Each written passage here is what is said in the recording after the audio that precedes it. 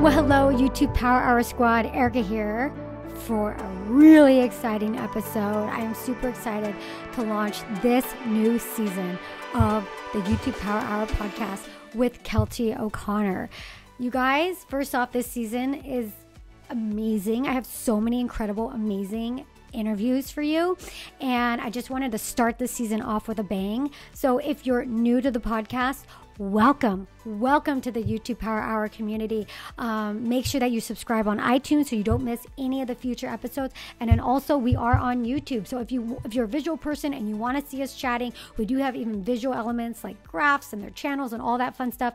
Make sure you subscribe on YouTube. Check out the videos over there. It's a really fun way to experience the podcast. And welcome. But for this episode, we're talking to Keltie O'Connor. Keltie O'Connor had a viral video that blasted off her YouTube channel. Her story is so incredible. You'll feel it from her when she's talking about it. You'll feel just the highs, the lows, the anxiety, the rush of getting a viral video, and her channel just taking off after months and months and months of grueling work on her channel. This is a really awesome interview, and I hope that you enjoy it. Also, I want to let you know that I do have a free YouTube masterclass that I'm really proud of, I'm really excited about, and it basically distills all the information that I gained from interviewing hundreds of YouTube creators and also coaching hundreds of YouTube creators that have achieved success, and putting that into an hour-long masterclass for you. So go to erikavieira.net/masterclass if you are looking for some more insight and tips on how to grow on YouTube. Enjoy the interview. Mwah. Well, hello, Keltie. Welcome to the podcast. Hey, thank you for having me. Yes. Like I was telling you before we hit record, I was told by a few of my listeners, you gotta interview this girl. You know, she's like blowing up. Like she had this video that just went viral and she's blowing up. So I checked out your channel. I'm like, oh my God, she's so adorable. Like this is a cool story. And so I'm so glad that we have you here.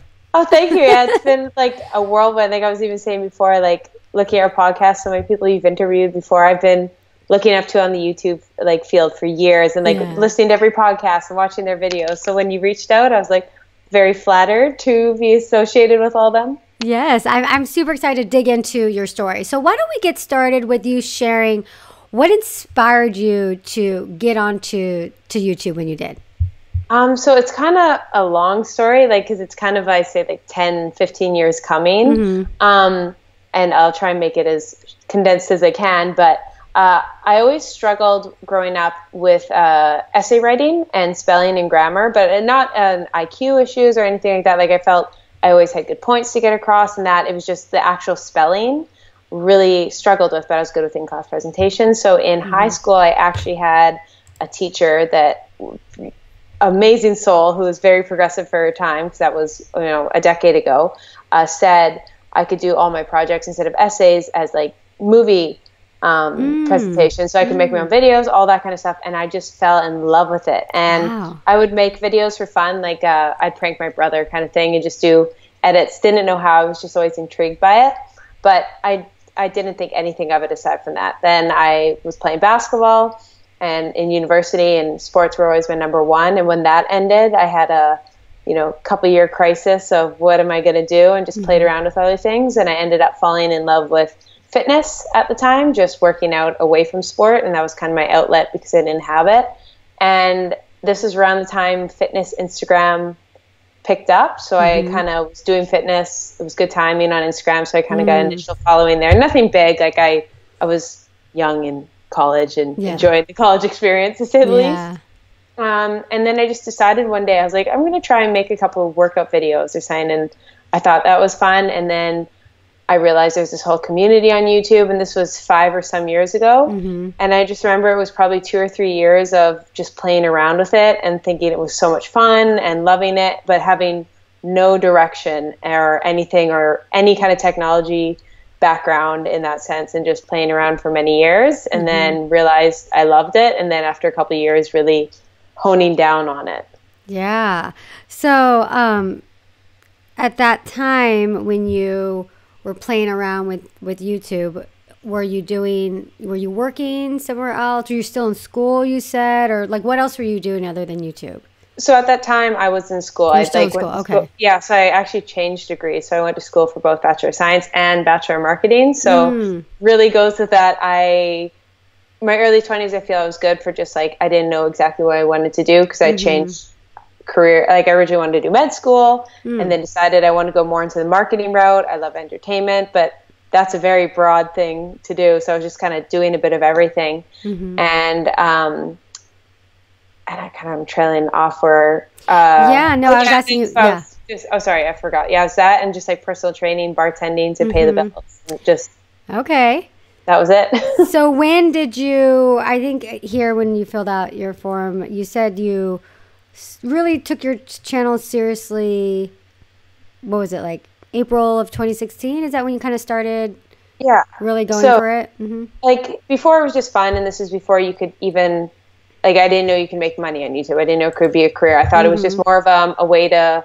I knew I liked the idea of sports modeling and entertainment and hosting, like TV shows, all that kind of stuff. Like, I knew I never wanted to be an actor, but just that whole entertainment, storytelling, I loved. But I didn't really know how that would translate via YouTube. I just thought that was one area. But about 2 years ago, I was just like, you need some direction in life. And just I was too many areas I was... interested in, and I felt I was doing nothing well. And then I just kind of did reverse engineering and was like, what can I cut out of my life and be okay with? Like, versus what can I, if I were to cut out that career, would that just crush me? And YouTube, for whatever reason, and that whole area, I just knew. And I actually had this big trip to New York that just was, it was a very inspiring trip. And in that, I just sat as like, no, this is what I want to do. I'm going to make it work. And I listened to a podcast, actually, I forget his name. He's one of the, like, what's his name? It's going to drive me insane, but he just tells you about like how to make a YouTube channel, kind of one of those. And he was saying he gave himself 6 months. He had a family, all this. He's like, I'm going to put it all in 6 months. If it doesn't work out. And so I just kind of decided 2 years ago to have that mentality. I was like, hey, you're in your mid-20s. If there's ever a time, single, no kids, successful. So I was like, it's kind of now or never. And so I had that inspiring trip, and then just decided to fully dive into it. Wow. So when you say fully dive into it, like, what do you mean by that? Do you mean that, like, are you just creating more content? Were you doing YouTube exclusively and not doing, any other job or anything? Like, what do you mean by diving really into it? So I think all aspects of my life were focused around it. So obviously I couldn't just give up anything. I'm not from an insanely wealthy family. I didn't have a job. I didn't have savings, any of that. It was just more, what can I do that would make my YouTube more impactful? So just educate myself, learn more. How can I put money back into it? How can I network? How can I just keep doing? So it went to, for a lot of years, I went every Monday, Wednesday, Friday upload, I think for like 3 years, to the point of like, maybe not the best strategy because it wasn't great content I was creating. Because I wasn't good enough at creating content back then. But yeah, it was every single thing I did. Like at the time, right before then, I'd been in a relationship and I got out of the relationship. Instead of focusing on dating or anything, I just decided at this time in my life, I just have to concentrate on my goals and just kind of not have that a focus. Wow. My social life, I still always believe in a balanced social life and educate, but it was much more, I was like, there's just periods in your life, I feel some things take priorities over. Like when you become a mom, your mom becomes priority. I feel it's just that. And I was like, for 2 years, it's just everything has to be a priority towards YouTube. Yeah.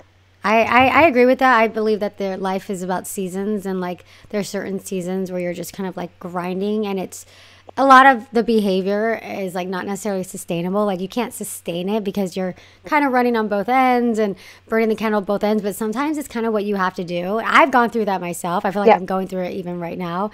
And it's like you have to make some of these like short-term sacrifices so that like you can really make it in the long run. Yeah. And I think that's such an important lesson because I think balance is key. But I always have the strategy that like 0 and 100 also balances out to 50. So sometimes like not obviously burn yourself out so that you can never come back. But like you say, sometimes you just have to outweigh long term, and there's just, you have to put in the work eventually. And so if you want to have a bit more balance, you can probably get there, but it might take you a few more years. And if you're willing to make those sacrifices, like I said, at that time, I was willing to sacrifice a few things that I know a lot of other people weren't. And it just allowed me to focus. And then the nice thing is, you know, over the last few months, I feel I've been able to, because I put in all that work then, now those areas I'm allowed to enjoy or just, and I have balance in that sense. And if anything, I enjoy those areas of my life even more, and I can fully enjoy them because I put in that work in other areas back then. Yeah, I think that's so interesting. So I want to take a look at something. So I have your social blade here. Yep. Have you ever looked at this social blade? More than I'd like to admit. Okay. So you got it. Okay. So I want to like go on the timeline though. I think sometimes it's nice to have a visual. So is this the page? Total subscribers. Okay. So here we are, right? So where were you when you said like, hey, I want to like 6 months, like this is it. You had that trip to New York. Where was that date? So there's a few like significant dates. I think when I discovered I fully loved YouTube and I loved the idea of going in that direction and just kind of the purpose behind my channel, that would have been not this last July, so not 19. That would have been maybe 2017. Yeah, so July 2017, I'd say. Okay. So it's not even on there. I don't think. Yeah, it is. Yeah. You're at 7,000 subscribers. Yeah. So I was at, and like, I'd had a few videos that are like, I thought my equivalent of viral, so they had like 50,000 at the time. That like blew my mind. And so it just kind of even just gave me a bit more of the direction I wanted my channel. And then it was, this is the, almost to the day, I can tell you, July 20, August, like 15th, 2018. So I was doing some sports modeling at the time and just kind of playing around with Instagram and YouTube, doing both, really committed. And I'd had a bit of a burnout that summer with YouTube, and I decided I didn't like the content I was creating. It was just very superficial. I felt like it was just, I knew I wanted more, but I was scared to be more vulnerable and put more. And then I took about a month off YouTube for the first time in 3 years. And I went just like vacation with girlfriends for the first time, single summer, travel, did that. And I went to Toronto that would have been the August 2018 via like, just like, because I was doing a bit of like Instagram fitness vlogs, so that I went there for a week, and there was just this pull I felt in Toronto and just like the atmosphere there, because I was originally from Edmonton. And so that was, I came back a week after that and I told everyone I'm going to move to Toronto and I'm going to fully do YouTube. And people thought I was pure insane for it, but I was like, this is the only time I can get up and move. Like, Edmonton's definitely not the city for it. It's a very kind of old school, small town or big city versus, and it's just like, I was the biggest YouTuber, like one of the biggest YouTubers in Edmonton at 7,000, like that. That sums it up. And so I was like, you know what, I'm going to try. There's other media opportunities in Toronto too. So I moved there on my own, like all my savings, everything towards it. And then just like, when I say tunnel vision, I mean, I was sleeping 3 hours a night. I was bartending on weekends to make extra money to buy extra equipment. I had next to no friends. Like I was out networking, like any fitness opportunity. I was like, I'm going to go, I'm going to meet people. If there's an opening in a gym, I'm going to be there. I'll interview people. Like I just didn't stop. Like when we say the seasons, like that was that July to January was, to this day, I don't actually know how I survived it. But that was like the hardest 6 months I've ever, and the next 6 months are kind of close to it, but it was a different, it was the hardest working, but with like no results. You know what I mean? Like I was putting in the work, but not getting any of the return for those. And so that's what I was going to ask you as well. Like, how were you able to, so you were still working though at the time, you were like bartending or? Yeah. So, and via my marketing degree, I could like do some online marketing and stuff. And like, I've always been like, if there's something I want, I'll work. So I was like, I want to do this, so I'll find ways to make money. And so you can do bartending, I did marketing, like personal training. Like there's so many. I had some modeling gigs that I'd make money from and put that into savings. Like just like, I just had a mesh of anything I could just do to YouTube. Yeah, and so you were just super, this was it. You, like you said, you were tunnel vision because you had this, calling that you were meant to be on YouTube?